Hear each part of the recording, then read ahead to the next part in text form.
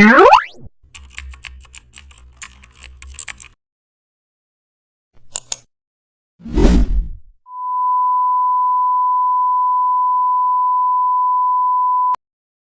back to the channel. Don't forget to like, share, and subscribe my channel. Today we are explore how to create a mobile app onboarding screen using custom shapes in Photoshop.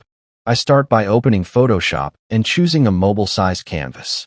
Then I draw a rounded rectangle custom shape as the phone screen base. Now I place circular shapes to represent onboarding illustrations. After that I add small dot shapes at the bottom for progress indicators. Next, I use rectangle shapes to design next and skip buttons. Now I align text and shapes vertically for smooth flow. Then I apply soft gradients to background shapes.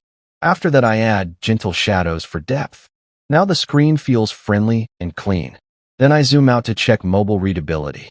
After that, I adjust spacing between sections.